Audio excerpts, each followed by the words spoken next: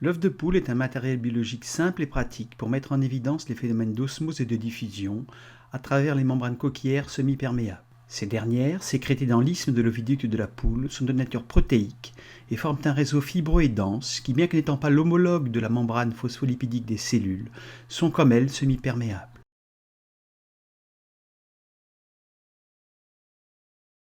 Pour mettre en évidence l'osmose à l'échelle macroscopique de l'œuf, il faut dans un premier temps peser et mesurer l'œuf, puis dissoudre sa coquille calcaire dans de l'acide, comme l'acide acétique du vinaigre pendant 24 heures. Le lendemain, la coquille calcaire aura disparu, mais pas la cuticule organique brune qu'il faudra le cas échéant retirer avec ses doigts.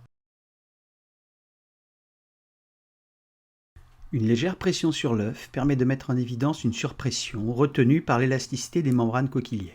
Sortir l'œuf, le rincer à l'eau distillée, le sécher, le peser et éventuellement le mesurer. La pesée montre que l'œuf a grossi en raison de la présence d'eau dans le vinaigre qui est entré par osmose dans l'œuf. Déposez ensuite le premier œuf de 80 g dans de l'eau distillée colorée en bleu et le deuxième œuf de 77 g dans un sirop de saccharose à 50% en masse et laissez l'ensemble pendant plusieurs jours au frigo. Le premier œuf, qui était dans l'eau distillée colorée, est dilaté, bleu, pèse 92 g et a donc grossi de 12 g. Le deuxième œuf, qui était dans le sirop de sucre, pèse 74 g et a donc perdu 3 g. Ces valeurs varient singulièrement d'un œuf à l'autre, ce qui impose de faire l'expérience sur plusieurs œufs et de faire des moyennes. Comment expliquer ces différences ? Le premier œuf, placé dans de l'eau distillée donc dans un milieu hypotonique, s'est rempli d'eau par osmose. L'eau a traversé par osmose les deux membranes coquiliaires et est rentrée dans l'albumène plus concentré, donc hypertonique, ce qui explique la dilatation de l'œuf et l'augmentation de la pression dans l'œuf. Le deuxième œuf, placé dans de l'eau très sucrée, donc dans un milieu hypertonique, a perdu de l'eau de son albumène par osmose, ce qui explique sa plus petite taille. L'eau de l'albumène se déplace à travers les membranes coquiliaires semi-perméables, de l'eau distillée hypotonique dans le premier cas vers l'albumène hypertonique, et dans le deuxième cas de l'albumène hypotonique vers le sirop de glucose hypertonique, et cela théoriquement jusqu'à égalité des concentrations de part et d'autre de la membrane. L'osmose est donc le déplacement passif d'eau à travers une membrane semi-perméable du milieu hypotonique le moins concentré en soluté mais le plus concentré en eau, vers le milieu hypertonique le plus concentré en soluté donc le moins concentré en eau, et cela jusqu'à l'isotonicité, c'est-à-dire l'égalité des concentrations de part et d'autre de la membrane semi-perméable. L'osmose peut ensuite se mettre en évidence à l'échelle microscopique cellulaire avec un lambeau d'épiderme d'oignon rouge que l'on va placer d'abord dans une goutte d'eau sucrée, puis dans de l'eau distillée. Dans le sirop de sucre, la cellule se déshydrate et se plasmolise, alors que dans l'eau distillée, elle s'hydrate, se déplasmolise et devient turgescente. La membrane cytoplasmique, composée d'une bicouche phospholipidique, se comporte alors comme une membrane semi-perméable. L'œuf de poule peut également servir à mettre en évidence le phénomène de diffusion passive d'un soluté, comme par exemple les ions iodures I- de l'eau iodée, à travers une membrane semi-perméable séparant l'ample d'amidon de l'eau iodée, son réactif spécifique, avec lequel il se forme une couleur bleue sombre. Casser l'œuf en deux et vider son contenu, puis enlever délicatement la coquille externe autour de la chambre à air. Découper ensuite la membrane coquiliaire externe sans percer la membrane coquiliaire interne qui doit rester intacte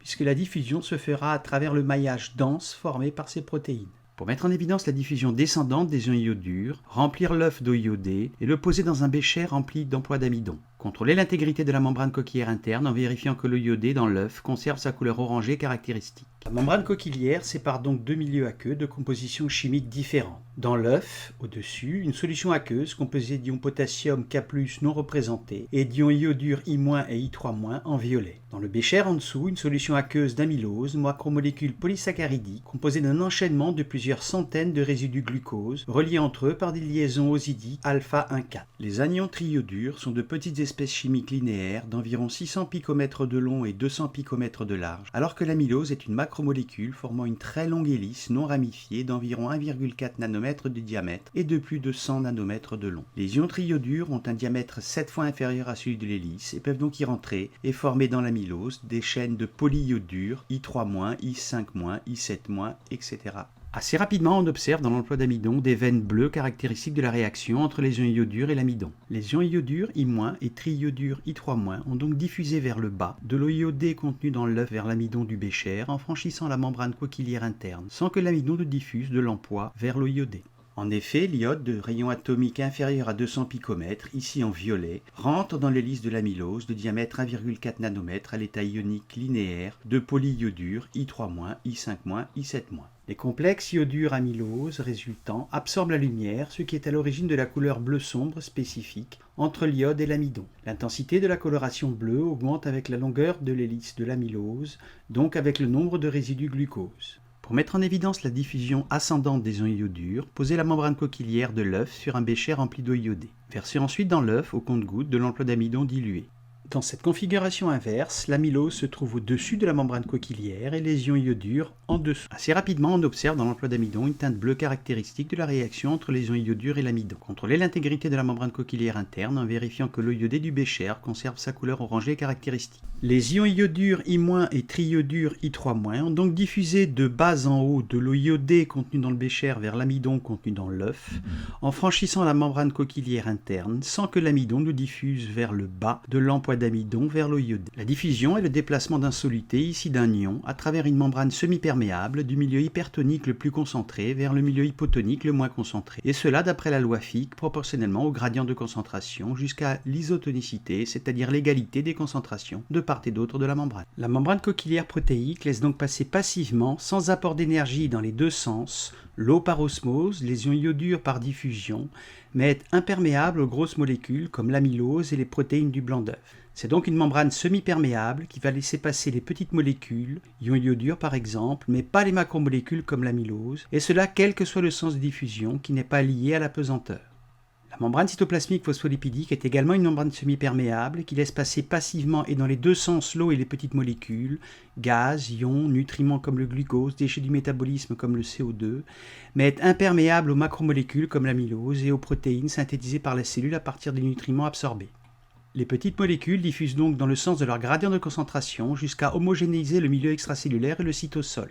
La composition des deux milieux aqueux séparés par la membrane cytoplasmique devrait donc être à terme identique. Or, il n'en est rien. L'analyse chimique montre une différence de concentration, notamment ionique, entre le cytosol et le milieu extracellulaire. On trouve par exemple 14 mmol par litre d'ion sodium Na+, dans le cytosol d'un axone géant de Calmar, contre 140 mmol par litre d'ion sodium dans le milieu extracellulaire de l'axone. Cette différence de concentration suggère l'existence de transports moléculaires actifs avec apport d'énergie, permettant le déplacement de molécules dans le sens inverse de leur gradient de concentration. La membrane cytoplasmique maintient donc activement cette différence de concentration ionique, donc de charge, entre le milieu extra- et intracellulaire, ce qui est vital pour le métabolisme de la cellule, notamment pour le maintien de son potentiel de repos et pour la naissance des potentiels d'action des messages nerveux, enregistrés ici sur un neurone médulaire de rat.